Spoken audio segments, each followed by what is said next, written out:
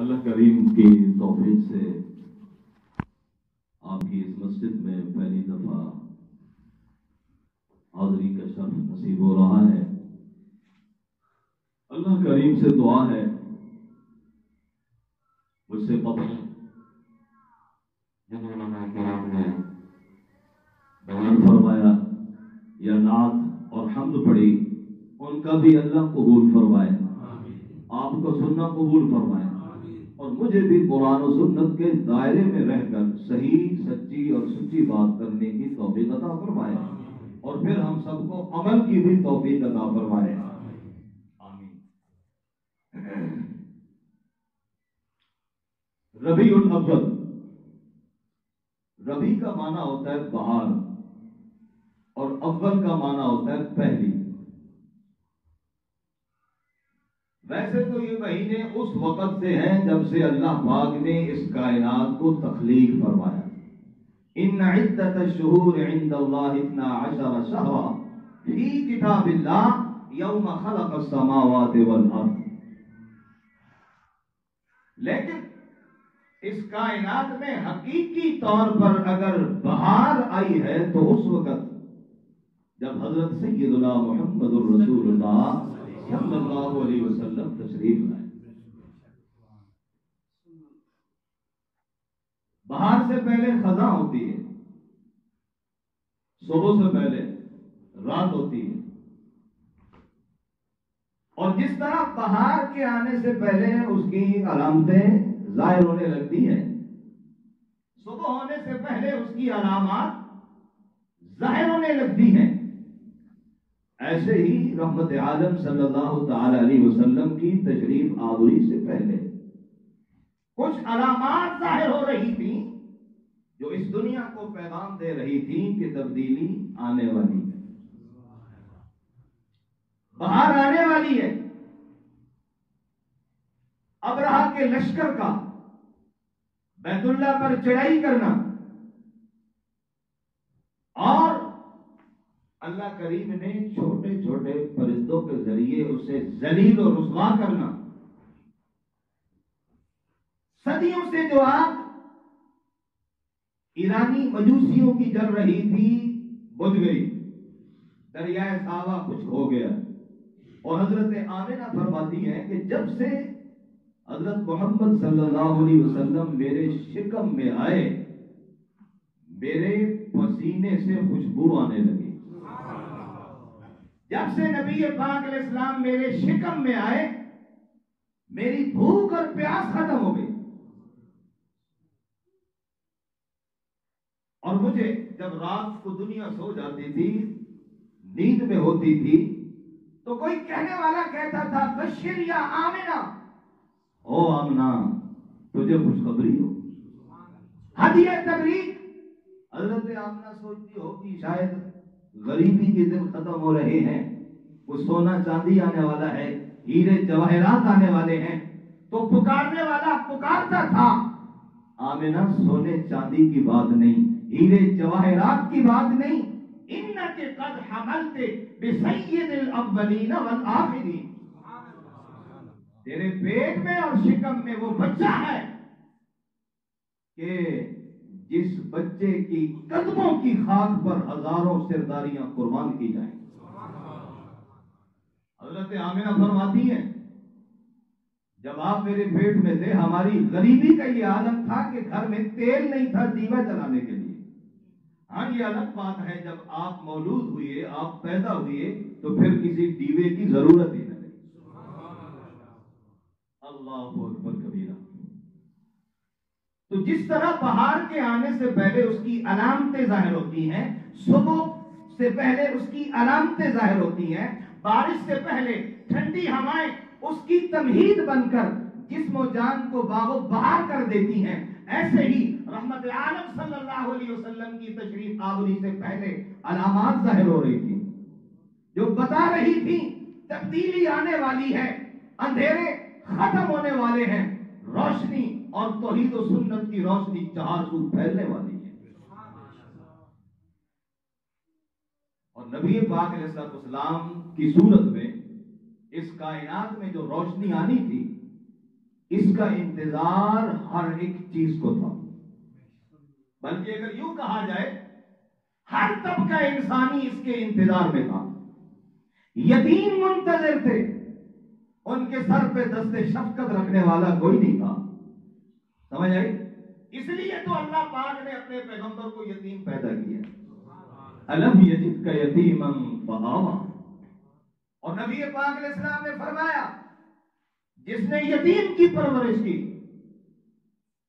فرمایا قیامت والے دن وہ اور میں جنت میں اس طرح ہوں گے۔ بیوائیں عورتیں، مطلقہ عورتیں، بیوائیں عورتیں، وہ بیچاریاں منتظر تھیں، ان کا کوئی پشتیبان نہیں تھا، ان کو حقوق دینے والا کوئی نہیں تھا، بیوی کا داغ ان کے لیے تمام حقوق سے محروم کر دینے والا داغ بن گیا تھا۔ نبی پاک علیہ السلام نے انہیں حق دلوانا تھا، اس لیے اللہ پاک نے میرے پیغمبر کی زبان سے یہ کہلوایا، الساعی علی الارملۃ والمسکین کالقائم لا یفطر وکالصائم لا یفطر، کہ بیوہ، یتیم، غریب کی خیر خبر رکھنے والا دن بھر روزہ رکھنے والے کی طرح ہے اور رات بھر تہجد پڑھنے والے کی طرح۔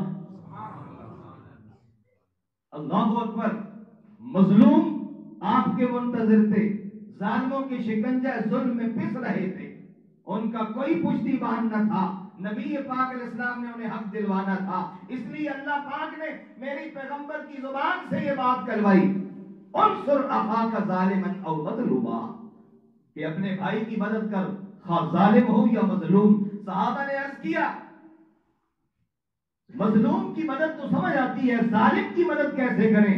نبی پاک علیہ السلام نے فرمایا ان کے اس ظلم والے ہاتھ کو روک دو، یہ ظالم کی مدد ہے۔ اللہ اکبر۔ تو ہر طبقہ نبی پاک علیہ السلام کی آمد کا منتظر تھا۔ ظہر الفساد فی البر والبحر، شر اور فساد زمین میں پھیل گیا تھا۔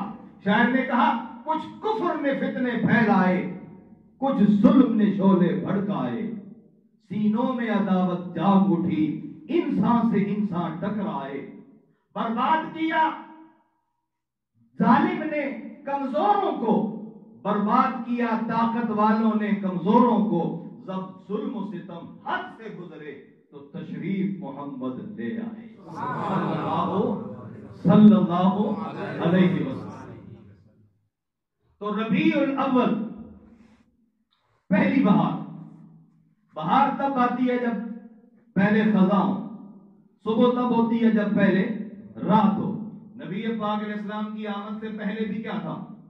او بے بسی، عجیب ویرانی کا سما تھا، اندھیرے ہی اندھیرے تھے، جسم تھے لیکن انسان نہ تھے، سر تھا مگر تاج وقار نہ تھا، زبانیں تھیں مگر صداقت نہ تھی، آنکھیں تھیں مگر حیا نہ تھا، سینہ تھا مگر صداقت نہ تھی، سینہ تھا مگر اس کے اندر جو ہے نا صداقت نہ تھی، زبانیں تھیں مگر صداقت نہ تھی، انسان تھے مگر ان کے سر پر تاج وقار نہ تھا، عدالتیں تھی مگر عدل نہ تھا، منصف تھے مگر انصاف نہ تھا، خوش چاند تھا مگر چاندنی نہ تھی، پھول تھا مگر خوشبو نہ تھی، کعبہ تھا مگر خالص سجدہ نہ تھا، عمر تھا مگر فاروق نہ تھا، عثمان تھا مگر ذوالنورین نہ تھا، علی تھا مگر حیدر کرار نہ تھا، معاویہ تھا مگر کاتب وحی نہ تھا، بلال تھا مگر مؤذن رسول نہ تھا۔ پھر اللہ کریم نے اپنے محبوب کو بھیجا تو صدائیں کانوں میں رس گھولنے لگی، مبارک ہو حضور آ گئے، پر نور آ گئے، شافع یوم النشور آ گئے، عادل و عدیل آ گئے، صادق و صدیق آ گئے، بدر الدجا آ گئے، شمس الضحا آ گئے، محمد مصطفیٰ احمد مجتبی آ گئے۔ وہ آئے جن کے آنے کی زمانے کو ضرورت تھی، وہ آئے جن کی آمد کی بے چین فطرت تھی، وہ آئے جن کو ابراہیم کا نور نظر گئی ہے، وہ آئے جن کو اس اسماعیل کا لختے جگر کہیے، وہ آئے جن کے آنے کو گلستان کی سحر کہیے، وہ آئے جن کو خیر البشر ختم الانبیاء کہیے، وہ آئے جن کے ہر نقش قدم کو رہنما کہیے، وہ آئے جن کے فرمانے کو فرمانے خدا کہیے۔ نبی پاک علیہ السلام تشریف لائے اور پھر نبی پاک علیہ السلام نے بہار پیدا کی، قرآن و سنت کی تعلیم سے لوگوں کا تزکیہ کیا، بہار ہی بہار پیدا کر دی۔ آپ کی آمد سے پہلے جو لوگ غیر اللہ کے پجاری تھے پتھروں کے سامنے جھکا کرتے تھے، جب نبی پاک علیہ السلام نے بہار پیدا کی پھر ان کی حالت کیا ہو گئی کہ ان میں سے ایک بندہ حجر اسود کو چومنے لگتا ہے، بوسہ دینے لگتا ہے، مگر فوراً ہی پیچھے ہٹ کر اسے خطاب کرتا ہے، یا حجر انی اعلم انک حجر لا تنفع ولا تضر ولولا انی رأیت رسول اللہ صلی اللہ علیہ وسلم یقبلک ما قبلتک۔ اے حجر اسود، میں اچھی طرح جانتا ہوں کہ تو ایک بے جان پتھر ہے، نہ نفع کا مالک ہے نہ نقصان کا مالک ہے، پھر کیوں بوسہ دیتا ہوں تجھے؟ اس لیے کہ میرے محبوب پیغمبر صلی اللہ علیہ وسلم جو تجھے بوسہ دیتے تھے۔ پیغمبر کی بہار لانے کے بعد یہ حالت بدل گئی۔ نبی پاک علیہ السلام کی آمد سے پہلے وہ اپنے آپ کو بھی نہیں جانتے تھے، نبی پاک علیہ السلام کی آمد کے بعد ان کی حالت یہ ہو گئی۔ قیصر روم نے میرے پیغمبر کے ایک صحابی کو پکڑ لیا، اس کا ایمان چیک کرنا چاہتا ہے کہ ایمان پہ کتنا پختہ ہے۔ آج ہمیں دیکھ تھپڑ کوئی مارے نا ایسی سب کچھ چھوڑ دے رہے۔ سنو نبی پاک علیہ السلام کے صحابی کا ایمان، اللہ اکبر۔ اس کے سامنے اس نے عیسائیت پیش کی کہ عیسائیت قبول کر، میں تجھے بادشاہت میں شریک کر دوں گا۔ نبی پاک علیہ السلام کے صحابی نے انکار کر دیا، مر سکتا ہوں، جان جا سکتی ہے، مگر میں پیغمبر کا کلمہ نہیں چھوڑ سکتا۔ چنانچہ نبی پاک علیہ السلام کے صحابی کے سامنے اس نے دو قیدیوں کو بلایا اور ایک کڑاہ کے اندر تیل ڈالا گیا، اس کے اندر آگ جلائی گئی، اور جب وہ تیل کھولنے لگا تو ان دو قیدیوں کو اس کڑاہ کے اندر ڈال دیا اس صحابی کے سامنے، اور ان کا جسم جل گیا، سڑ گیا، ہڈیوں کا ڈھانچہ باقی رہ گیا۔ آپ علیہ السلام کے صحابی عبداللہ ابن خذافہ سامی کو یہ سارا منظر دکھا کر کہتا ہے، اگر تو نے بھی عیسائیت قبول نہ کی، پیغمبر علیہ السلام کا دامن نہ چھوڑا، تیرے ساتھ بھی یہی حشر ہوگا۔ اللہ، عبداللہ نے انکار کر دیا، نہ میاں میں جان دے سکتا ہوں لیکن میں پیغمبر کا ساتھ نہیں چھوڑ سکتا۔ پھر اس نے کہا ٹھیک ہے، اسے بھی لے جاؤ، اس کڑاہ کے اندر ڈال دو۔ حضرت عبداللہ بن خذافہ سامی رضی اللہ تعالیٰ عنہ جب اس کڑاہ کے اندر ڈالے جانے لگے، اس وقت ان کی آنکھوں سے آنسو آ گئے، رونے لگے۔ سپاہیوں نے قیصر کو اطلاع دی، پیغمبر کا صحابی شاید آگ دیکھ کر کھولتا ہوا تیل دیکھ کر ڈر گیا ہے، اب اس کے سامنے عیسائیت پیش کرو۔ چنانچہ واپس لایا گیا، قیصر نے پھر عیسائیت پیش کی، عبداللہ ابن خذافہ سامی نے انکار کر دیا۔ قیصر پوچھتا ہے پھر بتا روتا کیوں ہے؟ سنیے میرے پیغمبر کی صحابی کا جواب سنیے اور اپنے ایمان کو دعویٰ کیجیے۔ حضرت عبداللہ ابن خذافہ سامی فرماتے ہیں میں روتا تو اس لیے ہوں کہ میرے پاس ایک ہی جان ہے، ہائے کاش میرے پاس اتنی جانیں ہوتی جتنے میرے وجود پہ اگنے والے بال ہیں تو یکے بعد دیگرے پیغمبر علیہ السلام کے ناموس کے دفاع کے لیے، توحید کے لیے میں اپنی ساری جانیں قربان کر دیتا۔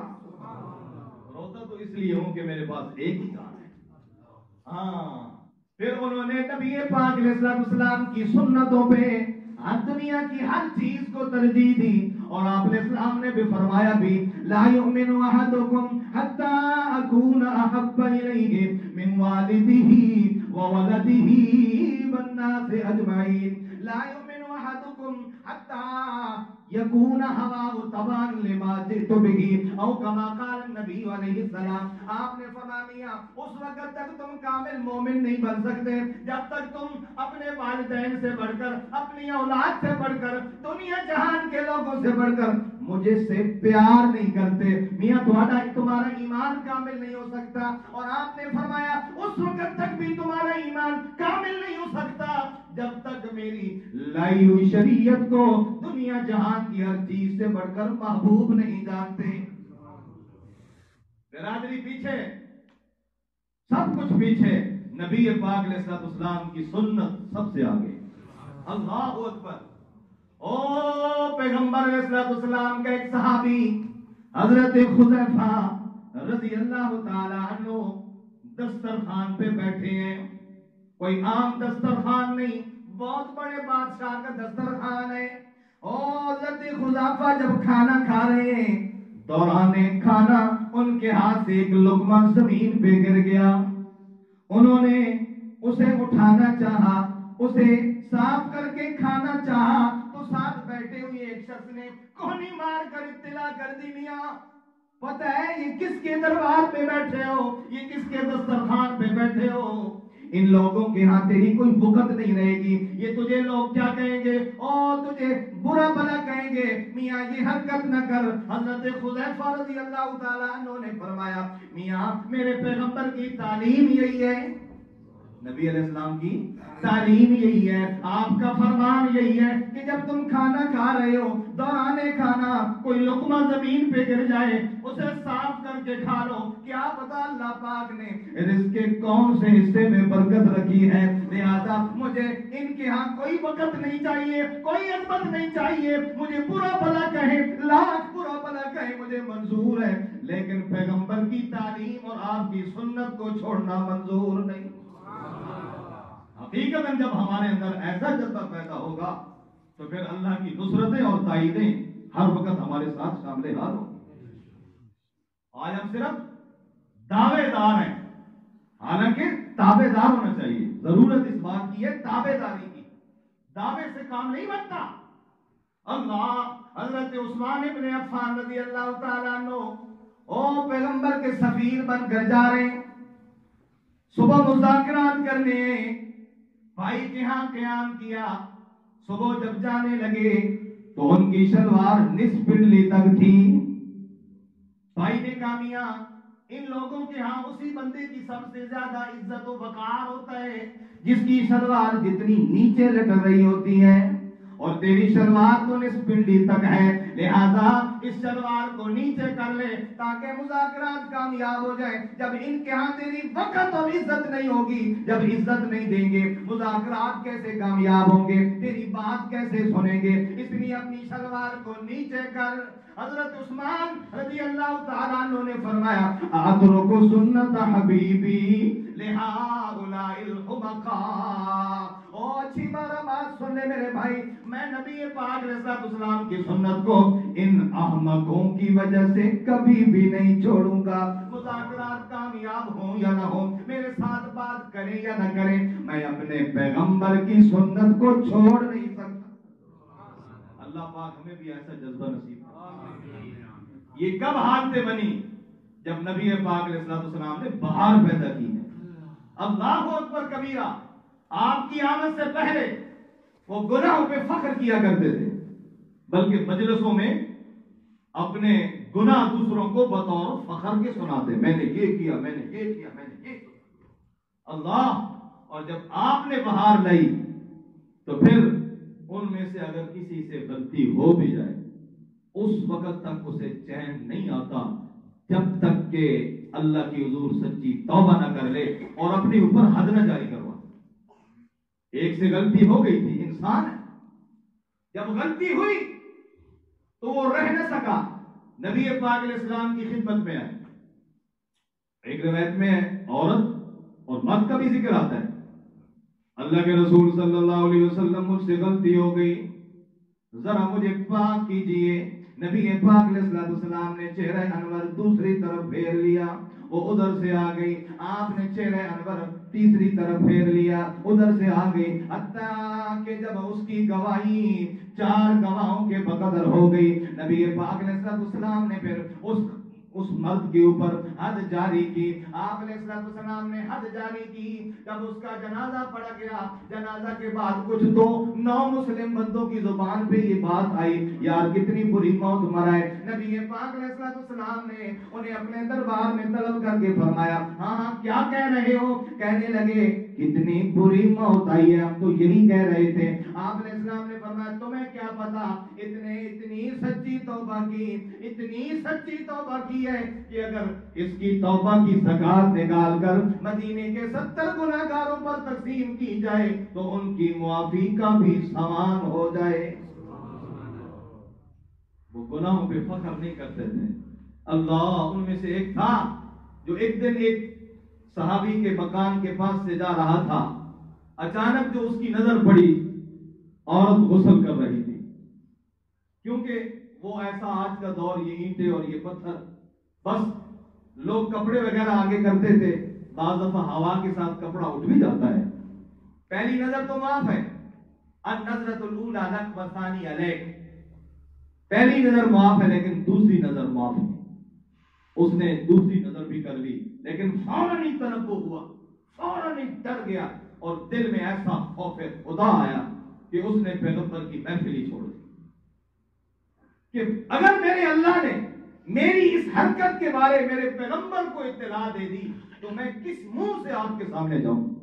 یہ بات اسے نبی پاک علیہ السلام کی مجلس میں نہیں لاتی، پہاڑوں پہ چلے گئے، سارا دن چھپا رہتا، جب رات ہوتی تو پہاڑ کی چوٹی پہ کھڑے ہو کے روتا اور چلاتا اور اللہ سے معافی مانگتا، اللہ جی مجھے معاف کر دے، اللہ مجھے معاف کر دے، میری اس حرکت کی اطلاع میرے محبوب پیغمبر کو نہ دے، میں ان کے سامنے کس منہ سے جاؤں۔ ادھر نبی علیہ السلام پریشان کہ میرا وہ صحابی نہیں۔ آپ نے 2 صحابہ کی جماعت تشکیل کی کہ جاؤ اسے ڈھونڈو، چنانچہ انہوں نے قصہ مختصر کر رہا اسے پکڑا اور اسے وہ کہنے لگا کہ مجھے اس وقت آپ کی خدمت میں لائیے گا جب آپ نماز پڑھ رہے ہیں۔ نبی علیہ السلام نے بہرحال جب اس سے پوچھا اتنے دنوں سے آپ میری محفل میں کیوں نہیں آ رہے، تو اس نے آگے سے عرض کیا اللہ کے رسول مجھ سے گناہ ہو گیا۔ آپ نے فرمایا تو نے کتنا بڑا گناہ کر لیا؟ تو وہ عرض کرتا ہے کہ مجھ سے بہت بڑا گناہ ہو گیا، زمین و آسمان سے بھی بڑا گناہ ہو گیا۔ نبی علیہ السلام نے فرمایا یہ ربنا آتنا فی الدنیا حسنہ وفی الآخرۃ حسنۃ وقنا، اسے پڑھ کر اللہ پاک تیرا گناہ معاف کر دے گا، دنیا آخرت میں تجھے کامیاب فرمائے گا۔ لیکن اس صحابی کے دل میں اتنا اللہ پاک کا خوف ہے کہ اسی خوف کی وجہ سے اس کی جان نکل گئی۔ نبی پاک علیہ السلام کو اطلاع ہوئی، آپ نے اس کے غسل کا انتظام کیا، اس کے کفن کا انتظام کیا، اور جب اس کی میت کو قبرستان لے جایا گیا، صحابہ نے دیکھا نبی پاک علیہ السلام پنجوں کے بل چل رہے ہیں۔ آپ سے پوچھا یا رسول اللہ صلی اللہ علیہ وسلم رائنا کا تمشی علی اطراف انامل کا، اللہ کے رسول ہم آپ کو دیکھ رہے ہیں، آپ پاؤں کے بل پنجوں کے بل چل رہے ہیں، آپ اپنا پورا قدم زمین پر نہیں ٹیک رہے، اس کی کیا وجہ ہے؟ نبی پاک علیہ السلام نے ارشاد فرمایا میرے صحابی نے اتنی سچی توبہ کی ہے، اتنی سچی توبہ کی ہے کہ اس کے جنازے میں اللہ کے معصوم فرشتے اس قدر تعداد میں آئے ہیں کہ مجھے پورا قدم زمین پر ٹیکنا ہی مشکل ہو گیا ہے۔ اللہ اکبر۔ نبی پاک علیہ السلام کی آمد سے پہلے اللہ کی یاد سے غافل تھے، اللہ کی یاد سے غافل تھے، اللہ کو یاد نہیں کیا کرتے تھے۔ لیکن جب نبی پاک علیہ السلام نے بہار پیدا کی، اللہ پاک انہی لوگوں کی تعریف کرتے ہیں تتجافا جنوبهم عن المضاجع يدعون ربهم خوفا وطمعا ومما رزقناهم ينفقون۔ اللہ پاک فرماتے ہیں جس وقت رات کے وقت اگر لوگ خوابے خرگوش ہوتے ہیں، بستروں میں لیٹے ہوتے ہیں، لیکن تتجافا جنوبہم عن المضاجع، ان لوگوں کے پہلو بستر سے الگ رہتے ہیں، یدعون ربہم خوفا وطمعا، اپنے رب کی پکار کرتے ہیں، راتیں بھی ان کی اللہ کے حضور سرب سجود میں ہوتی ہیں، اور رات بھی۔ وہ جو 70 صحابی نبی پاک علیہ السلام نے بھیجے تھے قاری، وہ ایک بندہ آیا تھا عامر بن طفیل غالباً، اس نے کہا ہمارے علاقے میں کوئی پڑھانے والا نہیں، تعلیم دینے والا نہیں، لہذا آپ کچھ قاری بھیجیے جو ادھر جا کر قرآن پڑھائیں۔ نبی پاک علیہ السلام نے سمجھا واقعتاً شاید ان کے علاقے میں کوئی قاری نہیں ہے، انہیں ضرورت ہے، آپ نے 70 قاریوں کی جماعت روانہ فرمائی، لیکن انہوں نے کیا کیا؟ دھوکہ دیا، بیر معونہ کے مقام پہ جا کر میرے پیغمبر کے ان صحابہ کو شہید کر دیا۔ ان صحابہ کے بارے میں بخاری میں روایت ہے، سنیے صحابہ دن بھر مزدوری کرنے والے، ان کی رات کیسے بسر ہوتی تھی؟ اسی رات جڑانا گھنٹہ کم کر لئیے تو نماز میں تھکے ہوئے ہیں۔ صحابہ جو دن بھر کام کرتے، رات دن بھر لکڑیاں کاٹ کے شام کو بیچ دیتے تھے، اپنا گزر اوقات کرتے تھے، اور رات کے وقت اللہ کے حضور سر بسجود، اللہ اور اللہ کے فرشتے ان کے سجدوں پہ رش کرتے۔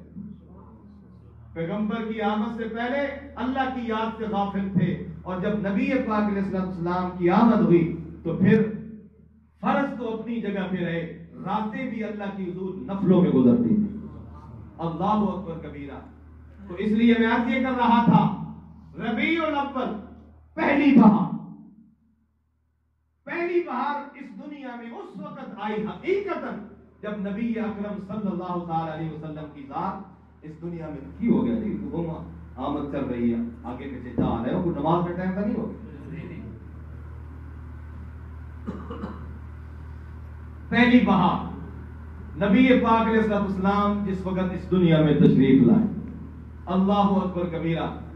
اب میں تو یہ کہوں گا، آج بھی اگر کوئی بڑوں کی عزت کر رہا ہے، آج بھی اگر کوئی ملاوٹ نہیں کر رہا، دھوکہ نہیں دے رہا، فراڈ نہیں کر رہا، آج بھی اگر کوئی سچ بول رہا ہے، جھوٹ سے اجتناب کر رہا ہے، آج بھی اگر کوئی اپنی ماں بہنوں کی عزت کر رہا ہے، غیر محرم عورتوں کی عزت کر رہا ہے، ان کی عزتیں تار نہیں کر رہا، آج بھی اگر کوئی عادل اور منصف اور جج کرسی عدالت میں بیٹھ کے عدل اور انصاف کر رہا ہے، تو یہ میرے پیغمبر کی اس بہار کی برکت ہے، میرے پیغمبر کی اس محنت کی برکت ہے۔ لیکن سوچنا ہم نے یہ ہے کہ ہم نے کیا تمہارے بھائیوں، اللہ پاک سے دعا ہے اللہ پاک ہم سب کو نبی پاک علیہ السلام کی صحیح معنوں میں سچی سچی محبت نصیب فرمائے، آپ کی غلامی نصیب فرمائے، اور نبی پاک علیہ السلام کی سچی غلامی اطاعت والی ہم سب کو نصیب فرمائے۔ آخر میں